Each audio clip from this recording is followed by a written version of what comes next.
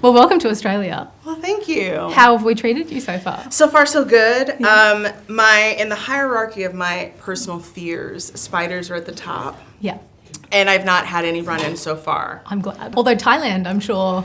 Thailand had like lizards and snakes, which again are on my hierarchy of fear, but spiders even trump that. I saw a massive snake when I was there that was like the circumference of my forearm, and I didn't ask it any questions. I said, and then I basically floated away.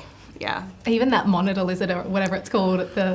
Oh yeah. I had to meet my co-star, this monitor lizard, and I just didn't want to. But I was just like, I looked at it and I was just like, this is my scene. You're not gonna.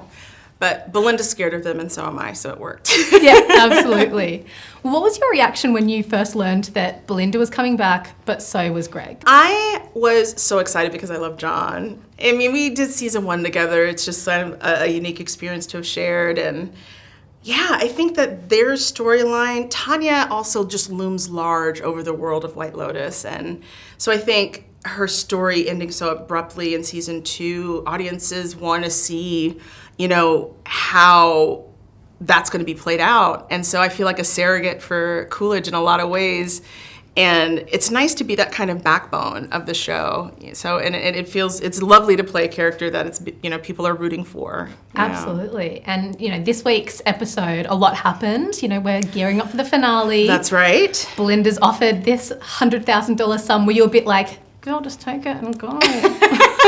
No, I mean, what's so interesting is, Belinda is sort of like the moral center of the show. And I think it's interesting and very smart writing for Mike to tempt her with sort of, a business dealing like that. But I think for her, she really wants to be a moral example for her son. And I think it's important to her to not have money change her. She's worked at this resort in Hawaii for a long time and has been around this sort of kind of guest that money has absolutely changed them, and she doesn't want to become that. And so I think she's resisting the idea of just jumping full in to that kind of lifestyle.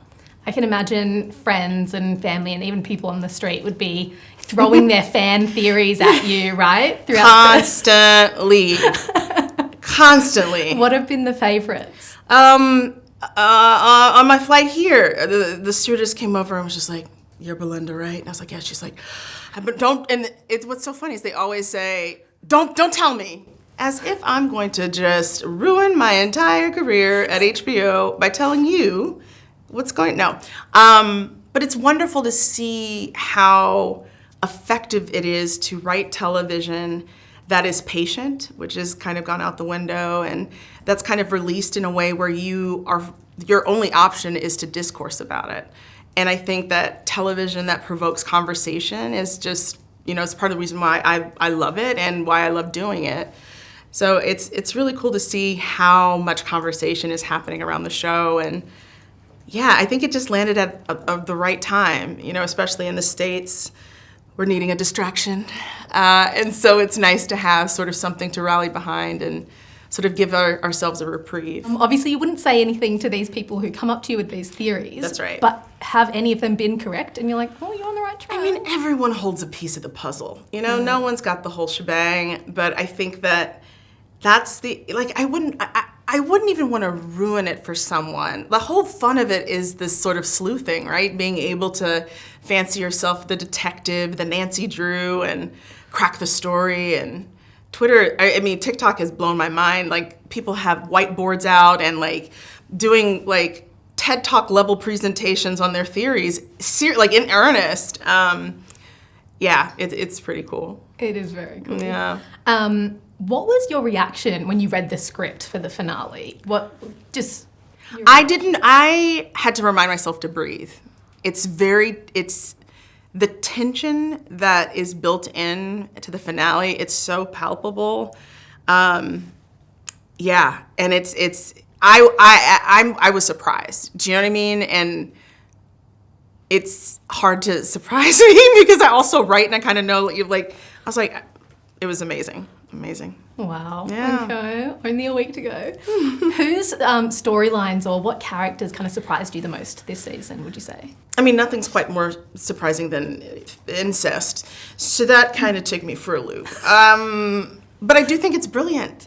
I went to school for theater, classically trained, and studied all the Greek tragedies, and it's giving, Oedipus, it's giving Shakespeare even. There's these sort of power dynamics at play, and so I think for the shorter attention span, it's like, ew, yucky, incest. And then for me, I'm just like, oh, they are working out a lifetime of, power struggles in this moment, and yeah, Lachlan is in charge for once, and there's just a really deep thing happening with that you see why it's in Game of Thrones. It's there's something in that is so insidious and icky that it's kind of like, I don't know if I can look, but then you kind of want to look to see what's there. Yeah.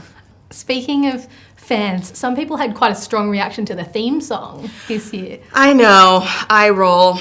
I think, the thing I think that happened, the first season turned into like a disco nightclub hit. I said disco, I sound 98. No.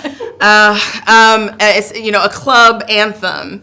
And so I think people were wanting that, but I love music, and it's a huge part of how I view the world and see the world, and also use in storytelling. And so I think what Mike did with this season, I'll tell you this, I watch the opening credits every time. Because to me, it really sets the tone and puts you in that space. It's deep, it's dark, it's looming. So I think audiences that want a banger, they can wait until Kendrick samples the season and turns it into one. But I think each season is so special in that way. It has its own feel. I think the opening credits sometimes also have some hints as to what might come. I mean, I can't confirm or deny anything, but I do think that the tapestry, the murals that appear every season are so intricate and thoughtful, just like Mike, Are there any hidden Easter eggs or anything from the last episodes from this season that you're like, people haven't seemed to notice that I mean, that's the thing.